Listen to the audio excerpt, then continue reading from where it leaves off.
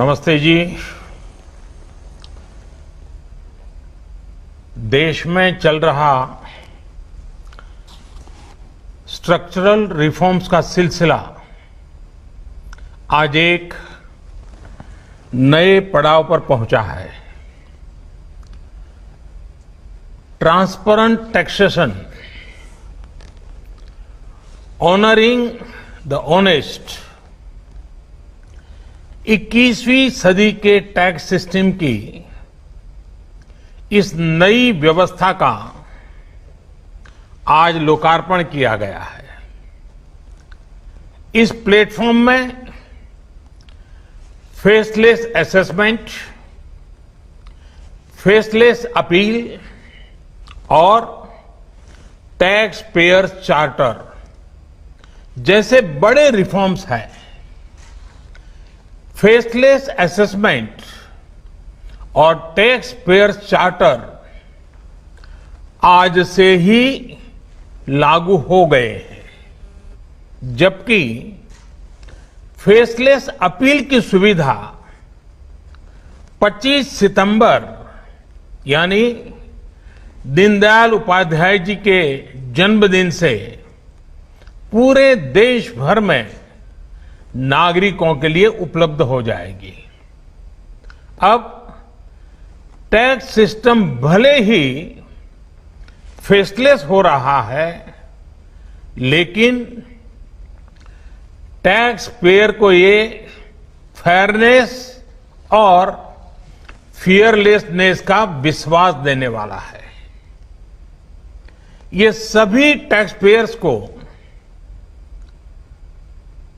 इस महत्वपूर्ण तोहफे के लिए मैं बहुत बहुत बधाई देता हूं और इनकम टैक्स विभाग के सभी अधिकारियों को, हर छोटे मोटे कर्मचारी को भी बहुत बहुत शुभकामनाएं देता हूं। साथियों, बीते 6 वर्ष में हमारा फोकस रहा है banking the unbank, securing the unsecured और फंडिंग द अनफंडेड।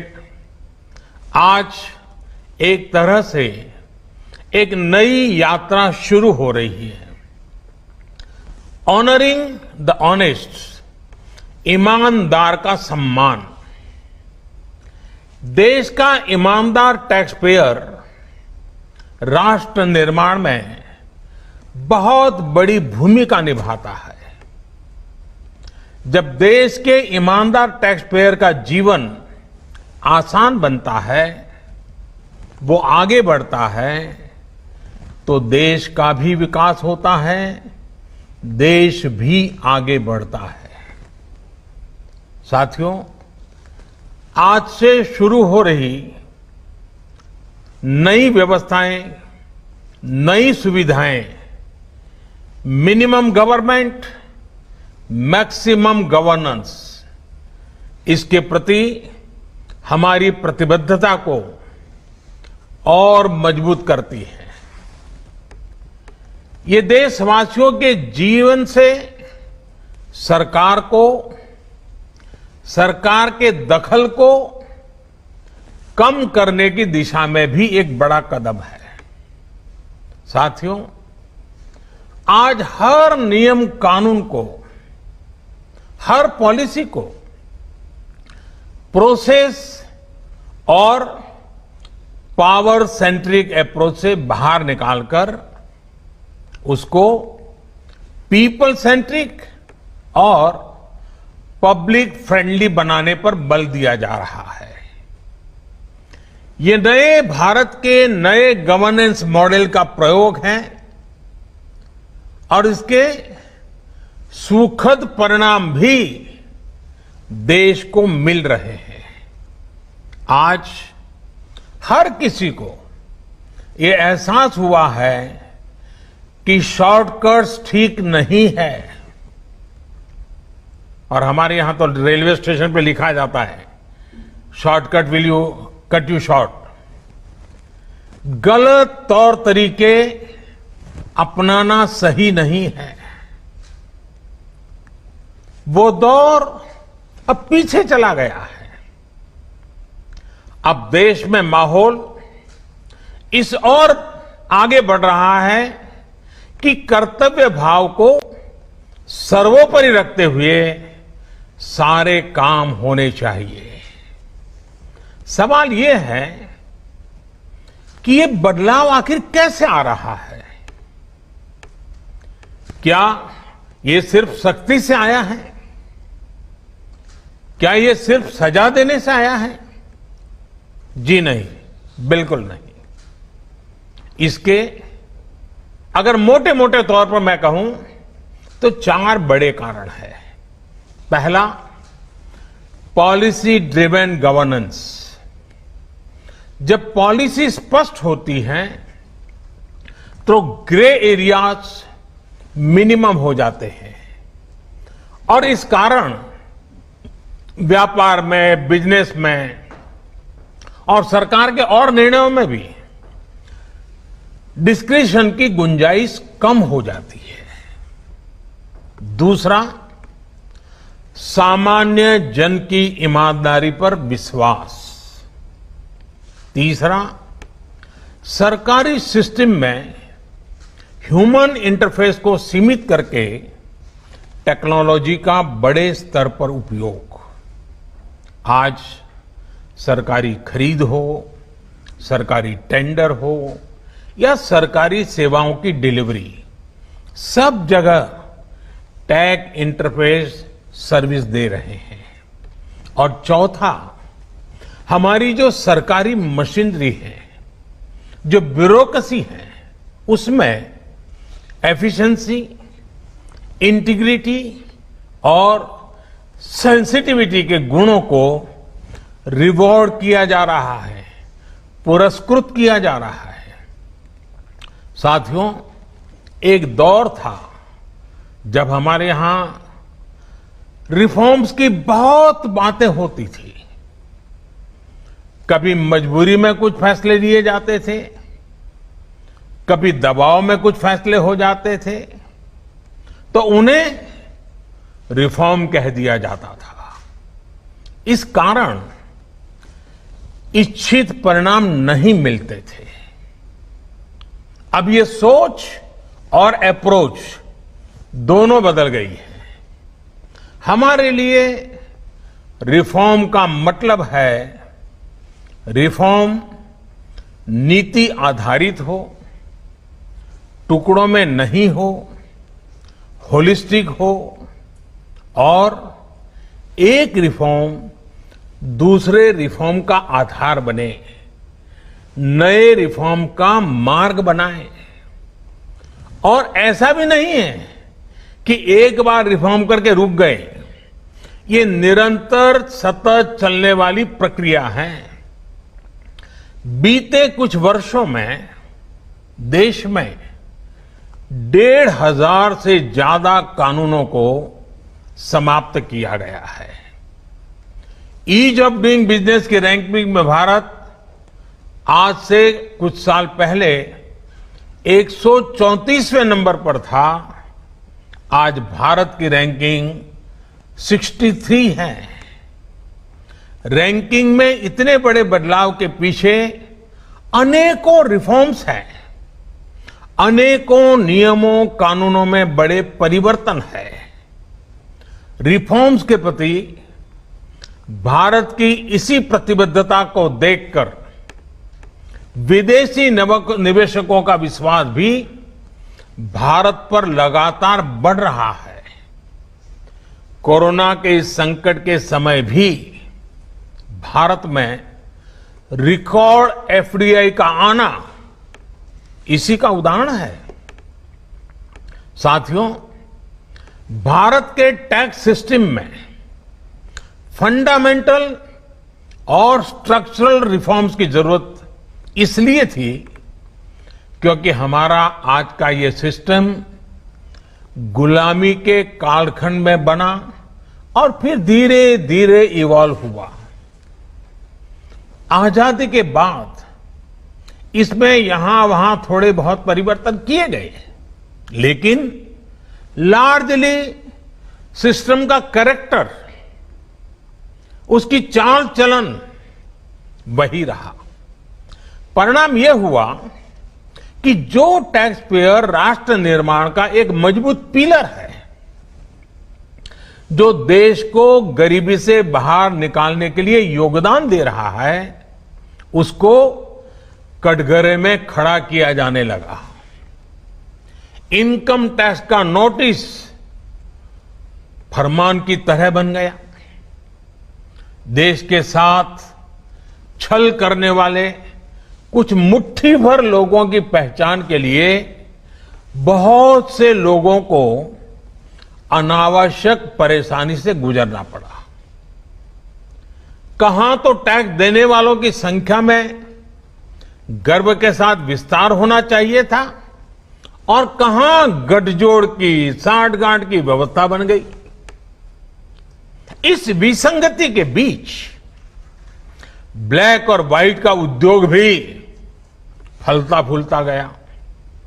इस व्यवस्था ने ईमानदारी से व्यापार कारोबार करने वालों को, रोजगार देने वालों को और देश की युवा शक्ति की आकांक्षाओं को प्रोत्साहित करने के बजाय कुचलने का काम किया।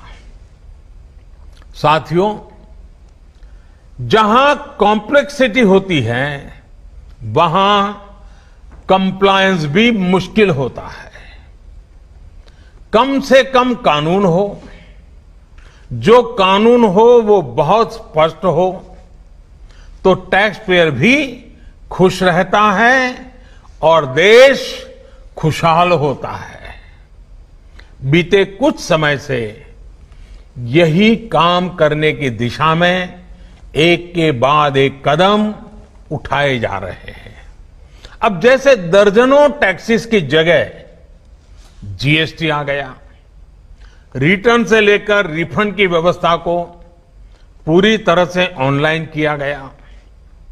जो नया स्लैब सिस्टम आया है, उसमें बेवजह के कागजों और दस्तावेजों को जुटाने की मजबूरी से मुक्ति मिल गई है। यही नहीं, पहले 10 लाख रुपए से ऊपर के विवादों को लेकर सरकार हाई कोर्ट और सुप्रीम कोर्ट पहुंच जाती थी। अब हाई कोर्ट में 1 करोड़ रुपए तक के और सुप्रीम कोर्ट में 2 करोड़ रुपए तक के केस की सीमा तय की गई है। विवाद से विश्वास जैसी योजना से कोशिश ये है कि ज्यादातर मामले कोर्ट से बाहर ही सुलझ जाए। इसी का नतीजा है कि बहुत कम समय में ही करीब 3 लाख मामलों को सुलझाया जा चुका है। साथियों, प्रक्रियाओं की जटिलताओं के साथ साथ देश में टैक्स भी कम किया गया है। 5 लाख रुपए की आय पर अब टैक्स 0 है। बाकी स्लैब में भी टैक्स कम हुआ है। कॉरपोरेट टैक्स के मामले में हम दुनिया में सबसे कम टैक्स लेने वाले देशों में से एक हैं। साथियों, कोशिश ये है कि हमारी टैक्स प्रणाली सीमलेस हो, पेनलेस हो, फेसलेस हो। सीमलेस यानी टैक्स एडमिनिस्ट्रेशन हर टैक्स पेयर को उलझाने के बजाय समस्या को सुलझाने के लिए काम करे। पेनलेस यानी टेक्नोलॉजी से लेकर रूल्स तक सब कुछ सिंपल हो। फेसलेस यानी टैक्स पेयर कौन है और टैक्स ऑफिसर कौन है, इससे मतलब ही नहीं होना चाहिए।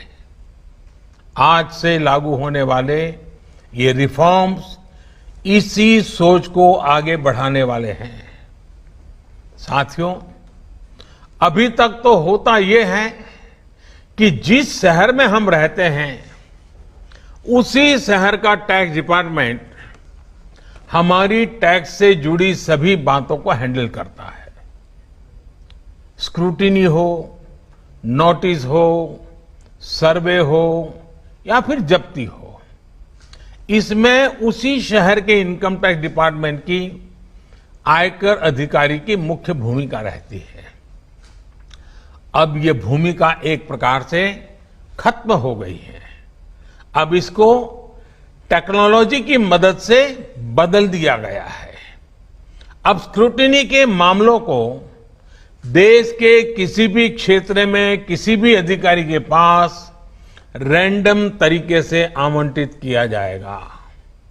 अब जैसे मुंबई के किसी टैक्स पेयर का रिटर्न से जुड़ा कोई मामला सामने आता है, तब इसकी छानबीन का जिम्मा मुंबई के अधिकारी के पास नहीं जाएगा, बल्कि संभव है कि वो चेन्नई चला जाए, गुवाहाटी चला जाए, रायपुर चला जाए, अहमदाबाद चला जाए। वो फेसलेस टीम के पास जा सकता है और वहां से भी जो आदेश निकलेगा उसका रिव्यू किसी दूसरे शहर, कहीं जयपुर हो जाएगा, बेंगलुरु हो जाएगा, चेन्नई हो जाएगा, कोची हो जाएगा, वहां की टीम करेगी। अब फेसलेस टीम कौन सी होगी, इसमें कौन होगा, ये भी कंप्यूटर रैंडमली तय करेगा और ये प्रक्रिया भी बार बार उसमें बदलाव होता रहेगा। साथियों, इस सिस्टम से करदाता और इनकम टैक्स दफ्तर को जान पहचान बनाने का, प्रभाव और दबाव का मौका अब जीरो हो गया। सब अपने अपने दायित्व के हिसाब से काम करेंगे। डिपार्टमेंट को इससे लाभ ये होगा कि अनावश्यक मुकदमेबाजी बचेंगे उससे। दूसरा, ट्रांसफर पोस्टिंग में लगने वाली गैर जरूरी ऊर्जा से भी अब राहत मिलेगी। इसी तरह टैक्स से जुड़े मामलों की जांच के साथ साथ अपील भी अब फेसलेस होगी। साथियों, इस एक महत्वपूर्ण रिफॉर्म के साथ साथ आज भारत एक बहुत महत्वपूर्ण कदम उठा रहा है और वो है टैक्स पेयर चार्टर। ये टैक्स पेयर चार्टर भी देश की विकास यात्रा में बहुत बड़ा कदम है और टैक्स पेयर के लिए अधिकार और कर्तव्य दोनों को संतुलित करने का और सरकार की जिम्मेवारी पक्की करने का ये बहुत अहम कदम है। टैक्स पेयर को इस स्तर का सम्मान और सुरक्षा देने वाले दुनिया में बहुत कम देश है, गिने चुने देश हैं। लेकिन अब भारत भी इस महत्वपूर्ण कदम की ओर अपने आप को ले जाकर के उसमें शामिल हो गया है।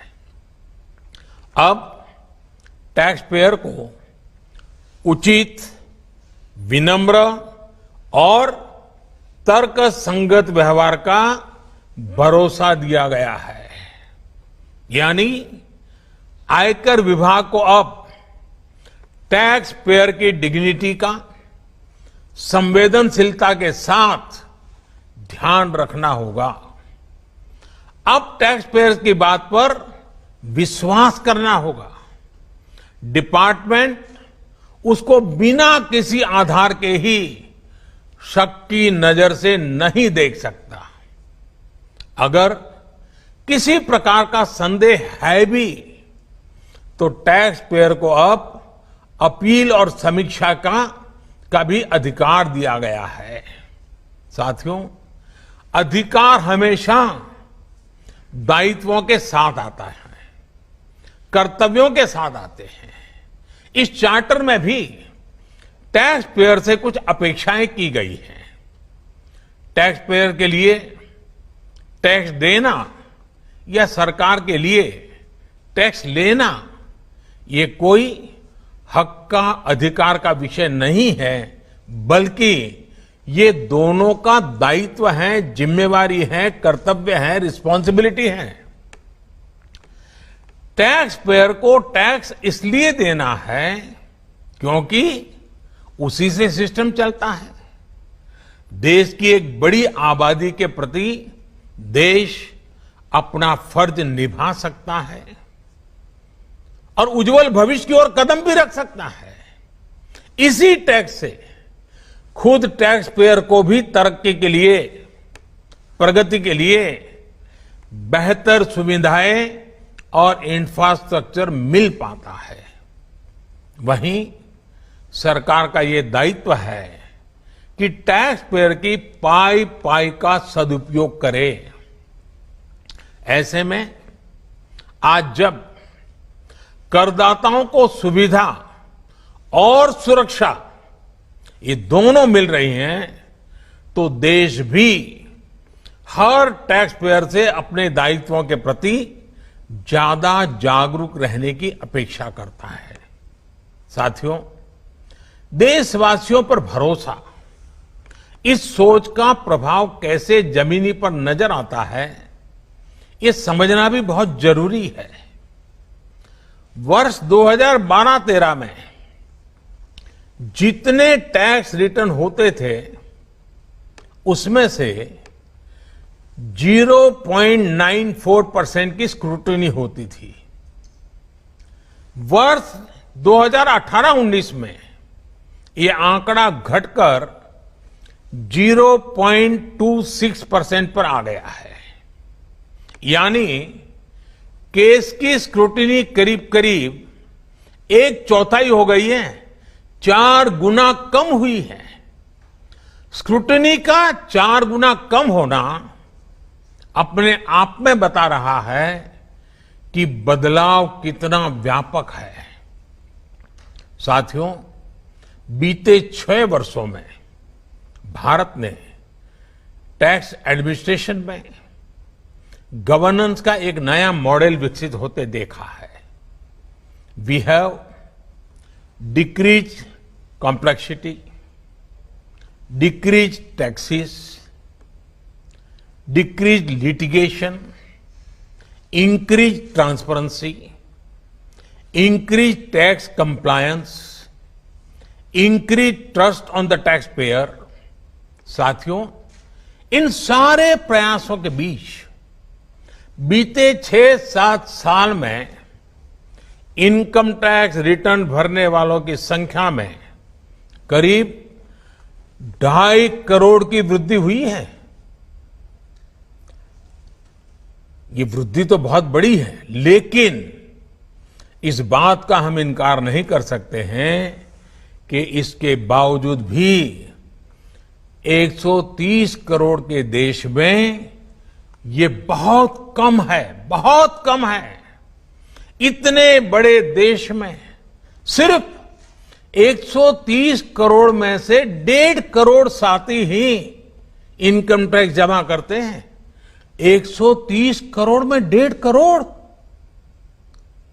मैं आज देशवासियों से भी आग्रह करूंगा, जो सक्षम है उनको भी आग्रह करूंगा, भिन्न भिन्न करके व्यापार उद्योग के संगठन चलाते हैं उनको भी आग्रह करूंगा।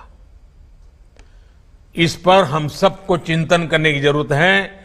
देश को आत्मचिंतन करना होगा और ये हमारा आत्मचिंतन ही आत्मनिर्भर भारत के लिए आवश्यक है, अनिवार्य है। और ये जिम्मेदारी सिर्फ टैक्स डिपार्टमेंट की नहीं है, ये जिम्मेवारी हर हिंदुस्तानी की है, हर भारतीय की है जो टैक्स देने में सक्षम है, लेकिन अभी वो टैक्स नेट में नहीं है। वो स्वप्रेरणा से अपने आत्मा को पूछे, आगे आए। और अभी 2 दिन के बाद 15 अगस्त है। आजादी के लिए मरने मिटने वालों को जरा याद कीजिए। आपको लगेगा, हां, मुझे भी कुछ न कुछ देना चाहिए। आइए विश्वास के, अधिकारों के, दायित्वों के इस महत्वपूर्ण भावना का सम्मान करते हुए, इस प्लेटफॉर्म का सम्मान करते हुए नए भारत, आत्मनिर्भर भारत के संकल्प को सिद्ध करें। एक बार फिर देश के वर्तमान और भावी ईमानदार टैक्स पेयर को बहुत बहुत बधाई देता हूं, शुभकामनाएं देता हूं। और ये पहल, ये बहुत बड़ा फैसला लिया गया है। इनकम टैक्स के अधिकारियों को भी जितनी बधाई दे उतनी कम है। हर टैक्स पेयर ने इनकम टैक्स अधिकारियों को भी बधाई देनी चाहिए, क्योंकि एक प्रकार से उन्होंने अपने आप पर बंधन डाले हैं। अपने खुद की ताकत को, अपने अधिकारों को उन्होंने खुद ने काटा है। अगर इनकम टैक्स डिपार्टमेंट के अधिकारी इस प्रकार से आगे आते हैं तो किसको गर्व नहीं होगा? हर देशवासी को गर्व होना चाहिए। और पहले के जमाने में शायद टैक्स के कारण कुछ समस्याएं होगी, लोगों ने टैक्स देने के रास्ते पर जाना पसंद नहीं किया होगा। अब जो रास्ता बना है वो टैक्स देने की तरफ जाने का आकर्षक रास्ता बना है। और इसलिए आइए भव्य भारत के निर्माण के लिए इस व्यवस्था का लाभ भी उठाएं और इस व्यवस्था को जोड़ने के लिए आगे भी आए।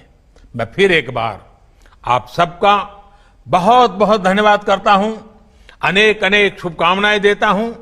निर्मला जी और उनकी पूरी टीम को भी मैं बहुत धन्यवाद करता हूं कि एक के बाद एक देश के उज्जवल भविष्य के लिए लंबे अरसे तक प्रभाव पैदा करने वाले अनेक सकारात्मक निर्णयों का नेतृत्व कर रहे हैं। मैं फिर एक बार सबको बधाई देता हूं, सबका धन्यवाद करता हूं।